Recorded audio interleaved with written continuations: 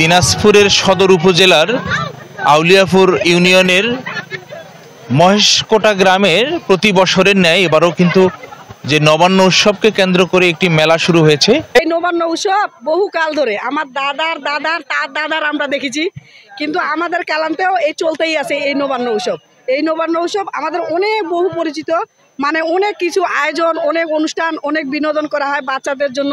তার পাশাপাশি না মানে গান বাজনা করা হয়, কিন্তু এইবার আমাদের নবান্ন উৎসব সেরকম ভালো করা হয়নি, কারণ বিরোধিতা দল আছে যে নবান্ন উৎসবে আর গান বাজনা করা হবে না। এবং তারই ধারাবাহিকতায় এবছর কিন্তু মেলাটি শুরু হয়ে গিয়েছে।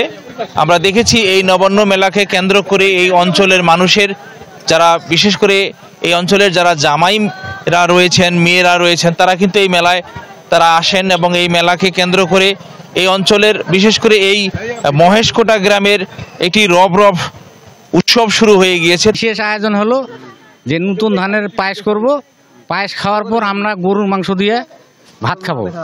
আর আমাদের গ্রামে গরু জব হয়েছে নিম্নে 20টা আর ভুঁত জব হয়েছে 5টা। এই সব মাংসগুলো আমাদের গ্রামের লোকেই খায়। প্রতি বছরই হয় নবান্ন উৎসব, প্রতি বছরই পালন করা হয়, দেখতে অনেক সুন্দর, ভালো লাগে। না, অংশগ্রহণ করিনি, কেবল আসলাম।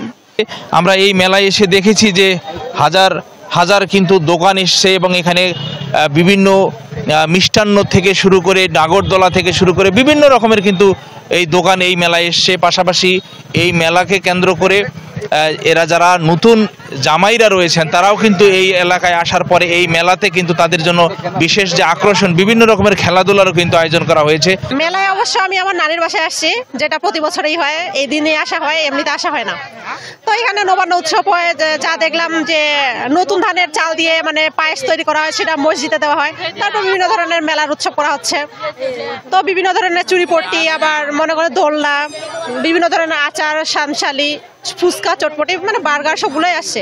এখানে আমার ভাইরা বাসায় বেড়াতে আসছি, প্রতি বছর নেই এখানে আসি আমরা, আমাদেরকে দাওয়াত করে আমরা এখানে চলে আসি, আনন্দ ফুর্তি করি এই সব পরিবারকে নিয়ে। সব আমরা দেখেছি যে এখানে মেয়েদের জন্য কিন্তু বিভিন্ন রকমের খেলা পরিবেশন হচ্ছিল এবং সেই মেলায় কিন্তু মেয়েরা এবং অনেকেই কিন্তু অংশগ্রহণ করেছে। পাশাপাশি ছেলেরাও কিন্তু এই খেলাধুলায় কিন্তু অংশগ্রহণ করছে। যেহেতু ডিসেম্বর মাসের শেষ শুক্রবারে তাদের এই নবান্ন উৎসবটি হয়ে থাকে এবং 3 দিন ব্যাপী এই অনুষ্ঠানটা করে থাকেন, সেটিকে আসলে তাদের প্রত্যেকেরই দেখেছি যে চোখে মুখে আনন্দের একটি ছাপ রয়েছে। পাশাপাশি দেশের বিভিন্ন অঞ্চলে যে সমস্ত এই অঞ্চলের এক সময়ের যারা মেয়েরা ছিলেন, তারা দেশের বিভিন্ন অঞ্চলে তাদের বিয়ে হয়েছে, তাদের স্বামী তাদের সন্তানদেরকে নিয়ে কিন্তু এই দিনের অপেক্ষায় থাকেন।